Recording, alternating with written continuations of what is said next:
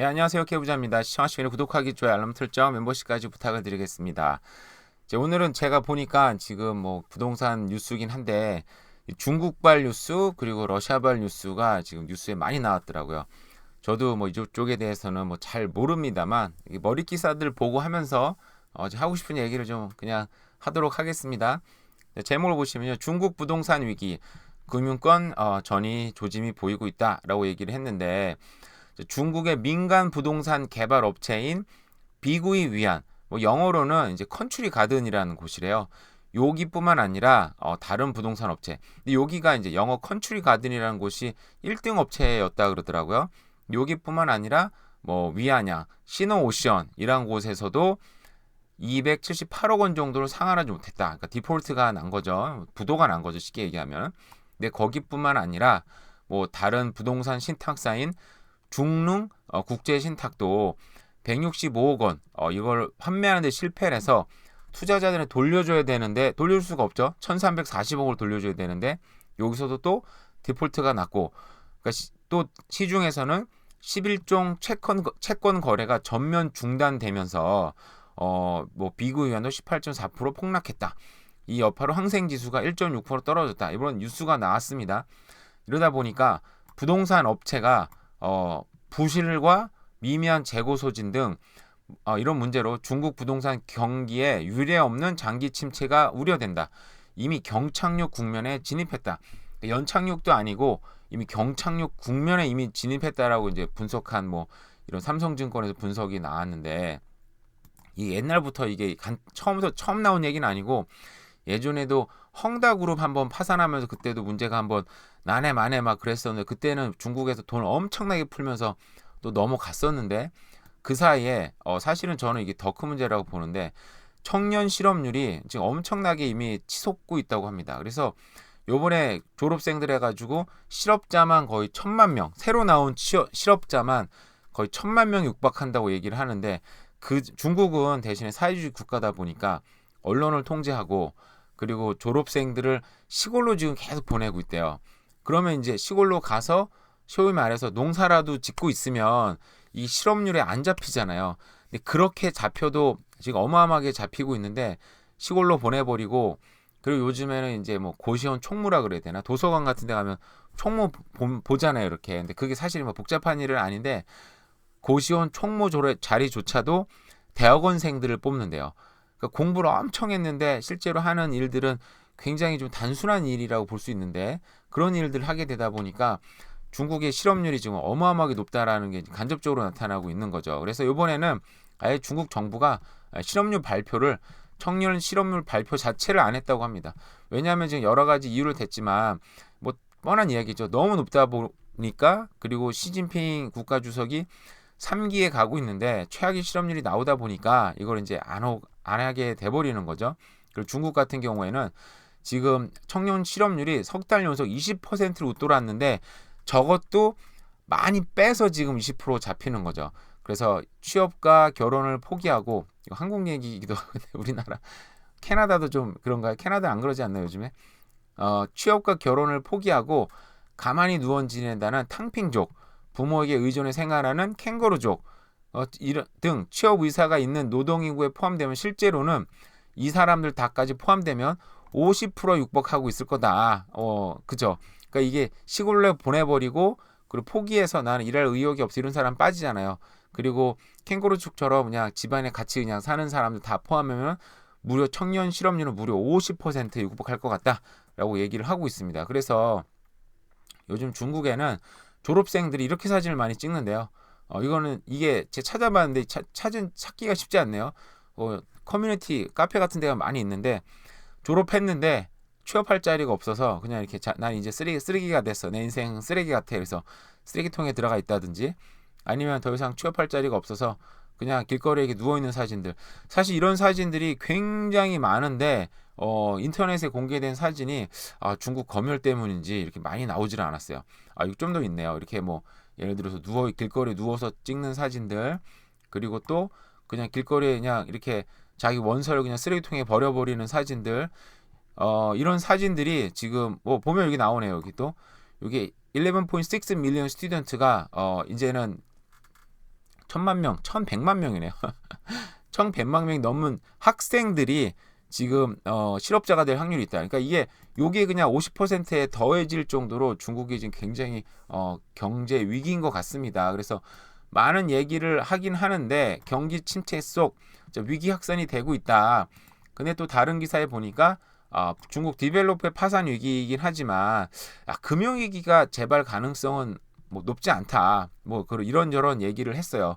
뭐 중국은 아무래도 파생 상품이 적고 옛날에 우리가 이제 리먼 브로더스에서 세계 금융위기가 왔을 때는 이게 좀 복잡한 얘기인데 부동산 상품이 있고 거기에 대한 파생 상품이 너무너무 많다 보니까 그게 심지어는 한국 시골은행에서도 판매가 됐죠. 그래서 한국에 있는 시골 노부부도 그 리먼 브로더스 판매한 상품에 이제 파생 상품을 산 거예요. 복잡한 저도 이해를 100% 하는 건 아니고 복잡한 얘기라 하여간 거기 관련된 상품 전 세계가 막 샀었는데 요즘에 그렇지 않고 그리고 중국 당국도 부양 의지가 지금 너무 크기 때문에 이런 거 없을 거다라 얘기했어요. 사실은 이게 있다 없다가 중요한 건 아니고 이제 제가 말씀드리고 싶은 건 하나 더 있는 뉴스가 자, 러시아의 루블화가 지금 날개 없이 추락을 하고 있다고 합니다. 자, 먹구름 들이온 러시아 경제 1년 5개월 만에 그러니까 사실상 이게 전쟁이 시작했을 때도 폭락했었는데 나중에 뚜껑 열고 보니까 러시아 경기가 생각보다 괜찮네 하면서 회복했고 그리고 그 기름값이 올라가면서 러시아도 기름을 미국이 못 팔게 했지만 또 그때 이제 중국이 사주고 또 인도도 사주고 하면서 수출이 유지가 되다 보니까 경기가 어느 정도 받쳐주다 보니까 다시 회복이 됐는데 다시 또 이제 폭락을 하고 있다고 합니다. 그래서 자, 전쟁의 승패가 시장에서 달라질 거다. 근데 만약에 이제 러시아 경제가 예를 들어서 이렇게 폭망해 버린다. 그러면은 다시 정말 러시아 반란이 다시 또 이제 일어날 수도 있겠죠. 러시아가 그러면 푸틴이 추출될 수도 있다는 얘기인데 전쟁이 당연히 그러면 끝나게 될 수도 있고요. 그러니까 중국 경제, 러시아 경제가 굉장히 위기 상태로 오고 있어요. 그래서 여기를 통해서 이런 부분을 통해서 세계 경제 위기가 올 거다, 세계 부동산 위기가 올 거다라고 얘기하는 사람들도 뉴스도 많이 보고 그런 사람도 많이 있는 것 같아요. 그런 거 뭐 올지 안 올지는 알 수는 없죠. 근데 제가 이제 얘기하고 싶은 건 이제 얘기를 하도록 하겠습니다. 자, 진짜 제가 얘기하고 싶은 이거였는데요. 이거 보이시나요? 제 얼굴에 가려지면 안 되는데. 자, 좀 올려볼게요. 2008년 여기 보이죠? 2008년에 금융위기가 왔죠. 그래서 가격이 밴쿠버 여기 캐나다 이제 하우스 가격입니다. 금융위기 와서 가격이 훅 떨어졌어요. 80만 불 중반이었었는데 전체 평균 가격이 하우스 얘기할게요. 근데 이게 70만 불 거의 가까이 1억 가까이 훅 떨어졌네요. 그죠? 근데 이게 회복이 되는데 회복되는데 불과 막 1년 정도 걸린 것 같아요. 1년 만에 다시 집값이 회복이 됐어요. 근데 이게 이제 앞으로 경제 위기가 올 것 같으니까 집을 지금 팔고 우리는 어떻게 할 것인가 생각해 볼 때 이 집을 팔고 다시 나중에 산다. 이게 만약에 할 수 있으면 너무 좋은데 이게 불과 1년 만에 가격 회복이 됐으면 만약에 그러면 근데 이때 팔았어야 되는 거잖아요. 최고점일 때 팔고 최저점일 때 팔아야 되는데 근데 집값이라는 게 쉽지 않았던 게 2007년, 28년까지 집값이 많이 뛰었어요. 많이 올라서 이런 좋은 분위기에서 갑자기 내가 결정을 해서 집값을 판다.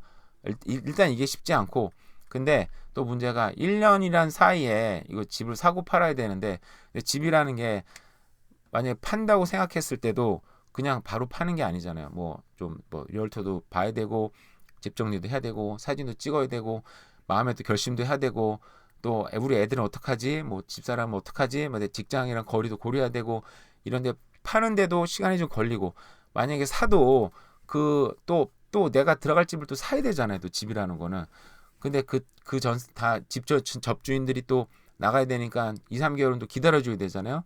또 사야 돼요. 그러니까 집 사고 파는 기간이 최소한 4개월 정도 걸리고 또 집을 사는데 1년 만에 다시 샀어야 돼요. 이거 만약에 내 신호료가 됐다 그러면 팔자마자 4개월 만에 팔자마자 또 다시 집을 보러 다니면서 집을 살려고 준비를 해서 사고 나도 또 시간이 걸리잖아요. 또 그러다 보니까 결국은 만약 그걸 할 수 있는 분들 소위 말해서 이렇게 사고 팔기를 집이라는 게 근데 이게 지금 가격이 평균 가격이 80만 불인데 뭐 타운홈도 지금 60만 불이었어요.